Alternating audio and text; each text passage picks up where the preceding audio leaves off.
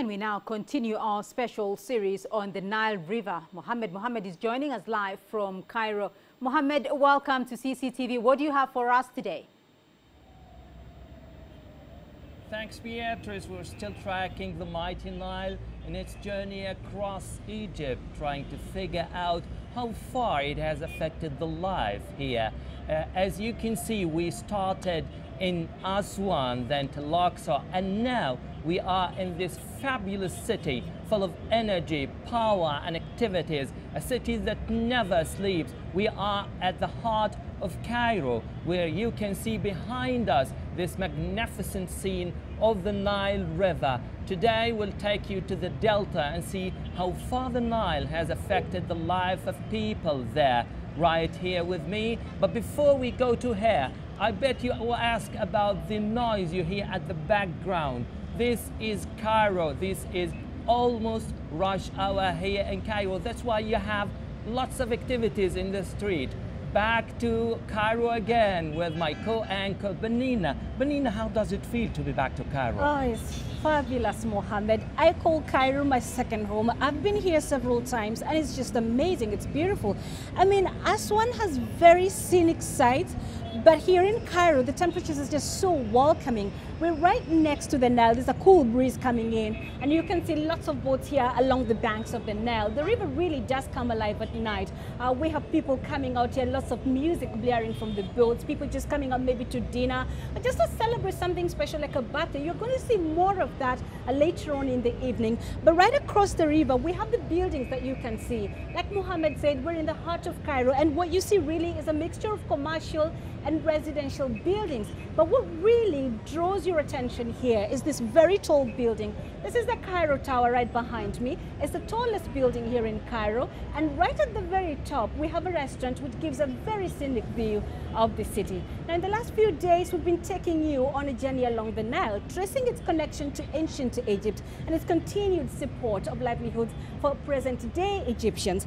It has been very good to Egyptians, but Egyptians haven't quite returned that favor. Now, I've got 2 bottles of water here with me today, and you may be wondering why I've got them, but I shall tell you more about this water right after this report by Yasser Hakim.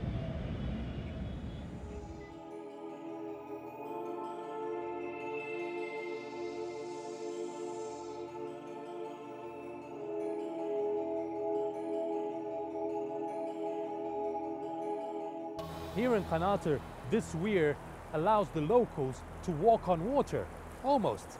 But it's also a catch point for rubbish and waste thrown into the river. It might look beautiful from the outside, but this glass of water could be a lethal cocktail.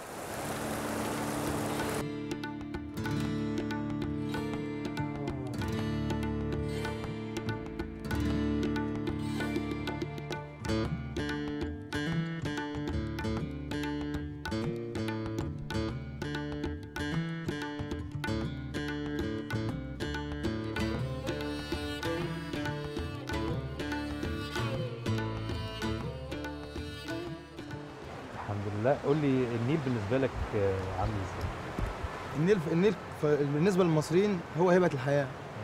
لولا النيل ما نعرفش نعيش. طب والناس الحاجات اللي الناس بتعملها في النيل والوساخه اللي بتترمي؟ والله هو المفروض بص عندنا حاجه اسمها وزاره الري، المفروض تنزل قانون عقوبات وغرامات تبقى حاجه شديده شويه. يعني انا كنت مثلا في مصيف بلاقي السفينه بتصفي مثلا فيها الحمامات بتاعت السفينه على الميه بتاعتها. في قلب الميه والبلاك والقرف كل ده بينزل في الميه، فده طبعا ما ينفعش. يعني القاء الكمامه فيه وفي مخلفات مصانع بتنزل فيه والحاجات دي كلها لازم توصل لدرجه الحبس وغرامات تبقى غرامات عاليه، يبقى ايه ترهيب للناس بس.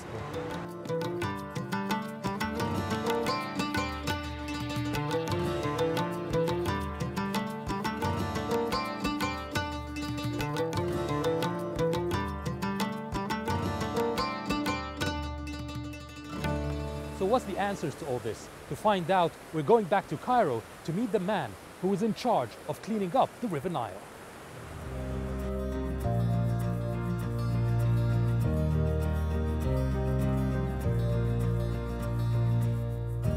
River Nile is the life for Egypt, and this is almost the sole source of fresh water for the Egyptians. That's why the Ministry of Environment is putting the depolluting the River Nile is one of the first priority.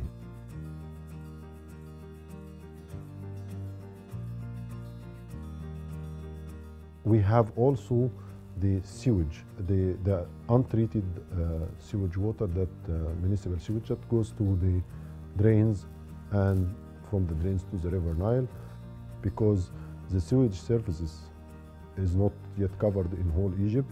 It's high in the urban areas, but it's very low in the rural areas, in the villages. What are the efforts by the ministry and the government to eradicate the pollution of the Nile? We have to reach the people themselves. Maybe the language has to be changed. We have to talk to the people with the language they can understand.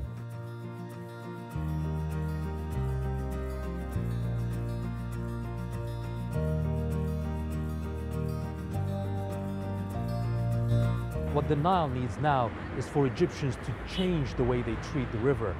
The gift of life can no longer double up as a waste disposal unit.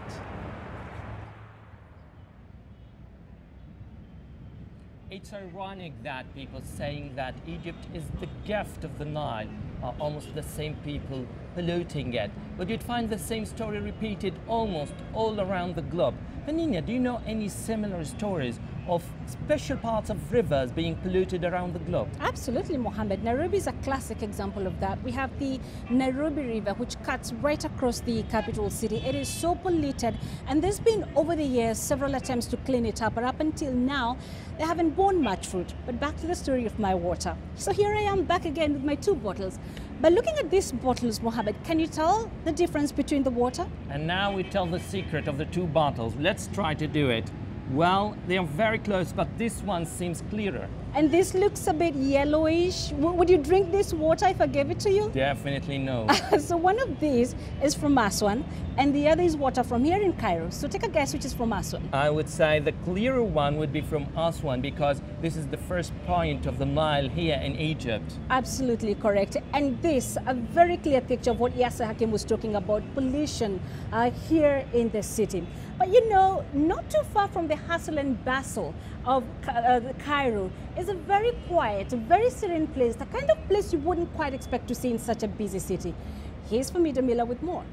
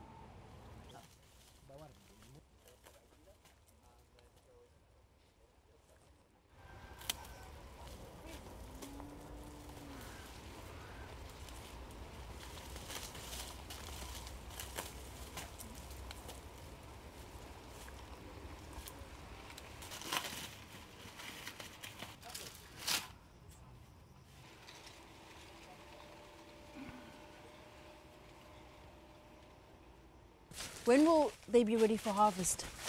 طبعا هو الموز طبعا بيكون من الفاكهه الوحيده اللي ما بيستويش على الشجر، وعلشان يستوي لازم بيخش في حاجه اسمها ثلاجه حراره. ازاي بيعرف الفلاح ان الموز استوت او لا؟ من الزهره دي، كل يوم بيقع منها ورقه لوحدها على الارض زي كده. لما الزهره كلها بتخلص ما بيكونش جواها ولا ورقه، بيعرف كده الفلاح ان الموز استوت. بعد كده بيقطعها من نصها، بيرمي النص اللي فوق وبياخد بس الموزه دي بيحطها جوه غرفه، بيحط معاها فحم، بيطلع حراره، الحراره بتنشف الغذاء اللي جوه الموزه، بتجف خالص، بتموت، بتصفر، وبعد كده بننزلها على السوق. ليه بنقطعها من النص زي كده؟ عشان دي جواها في ميه فيها غذاء عايزين نستفاد بيها مره تانيه.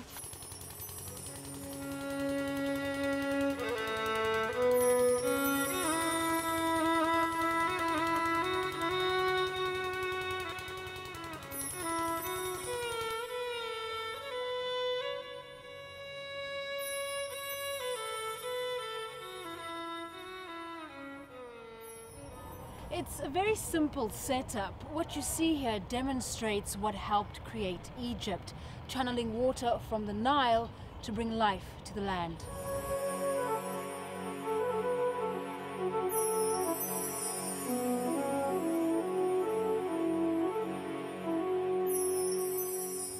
Self-sustainability stretches to the food. Everything we're eating here today is from the island. There's cheese, as well as a flatbread, and the honey. Its special and distinctive color mostly comes from the bees in the area.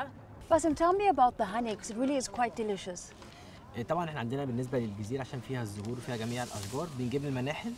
بعد كده لما لقينا الموضوع هيبقى كويس معانا ان احنا نجيب النحل يتغذى تغذيه كويسه جدا، جبنا المناحل وحطيناها جوه الجزيره والنحل بقى يتغذى وبقى يطلع انتاج كويس جدا، والعسل هنا طبيعي 100%، مش محتاجين احنا نحط فيه اي مواد غش عشان خاطر احنا عندنا الجزيره كلها مبنيه على الزراعه وكده.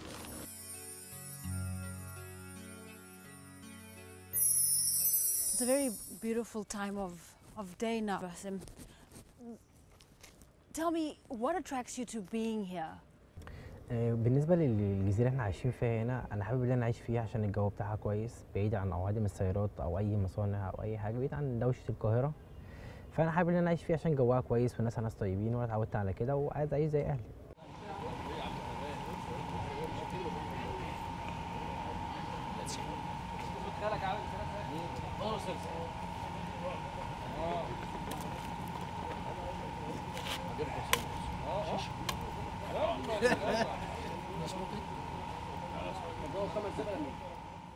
A day in the life on the island is drawing to a close, and so far of all the places I've been to on the Nile, this is certainly the most tranquil. It's quite apparent why, for those living on the island of honey making, life is so sweet.